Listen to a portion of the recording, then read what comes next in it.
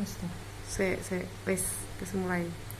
Di sini kita akan menguji komparatif parametrik yang sampel berkorelasi, di mana contoh permasalahannya itu sebuah penelitian ditujukan untuk mengetahui ada tidaknya perbedaan prestasi belajar matematika siswa sebelum dan setelah pembelajaran menggunakan pendekatan matematika. Dari 25 sampel ini kita dapat uji dengan contoh data dari 25 responden, nilai pretest dengan nilai protes, di mana sebelum kita melanjutkan menguji kita tuh harus menentukan hipotesis diskritifnya dulu, yang dimana itu H0 tidak terdapat perbedaan prestasi siswa sebelum dan setelah pembelajaran menggunakan pendekatan matematika, dan H1-nya itu terdapat perbedaan prestasi siswa sebelum dan setelah pembelajaran menggunakan pendekatan matematikanya.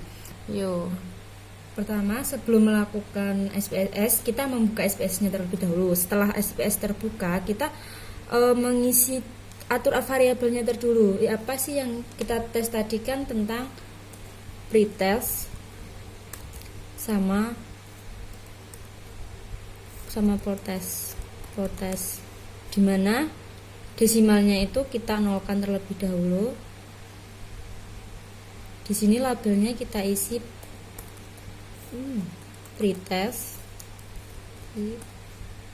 dan yang bawah post test, dan measure-nya itu kita skala. Dan setelah variabelnya ini kita tentukan, lalu kita masuk ke data view dan masukkan datanya. Kita kopas sampai 25 responden.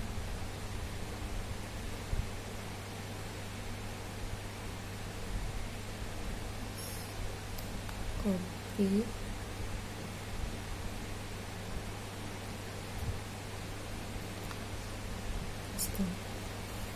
Di sini itu sebelum kita melakukan uji parametris yang sampel berkorelasi, datanya ini tuh harus berdistribusi normal. Jadi kalau sudah berdistribusi normal, maka kita mengujinya dengan pertama analyze. Setelah analyze, kita compare means. Setelah compare means, pirate sample t-test.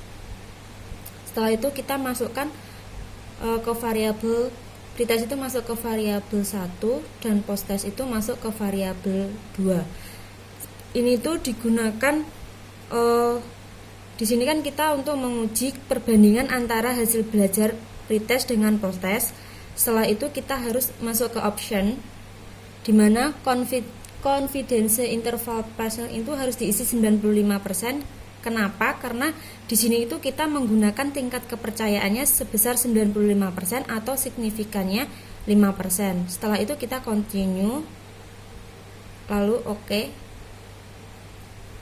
Dan ini adalah hasil outputnya. Yang pertama itu output ini kita akan di sini terdapat nilai rata-ratanya, yang pretest itu 29,80 dan post-testnya itu 4860 dan respondennya itu 25. Standard deviation-nya yang pretest itu 8226 dan post-test 16803. Standar error mean itu 1645 dan 3361. Yang dimana di sini itu kan rata-ratanya itu pretestnya itu lebih rendah, lebih sedikit daripada post-test dengan responden 25. Artinya itu secara deskriptif ada perbedaan rata-rata hasil belajar antara protest dengan post-test. Dan kita juga bisa melihat dari hasilnya ini correlation, yang dimana correlationnya itu terdapat 0,062 sama signifikannya itu di atas 0,05. Berarti di situ ada perbedaan juga. Nah, kita juga bisa cek lagi ke hasil output yang terakhir, yang dimana itu signifikannya ini tuh 0,00, yang dimana kurang dari 0,05. Jadi kalau kurang dari 0,05 itu HO-nya itu ditolak dan H1-nya itu diterima. Jadi dengan adanya itu ada perbedaan.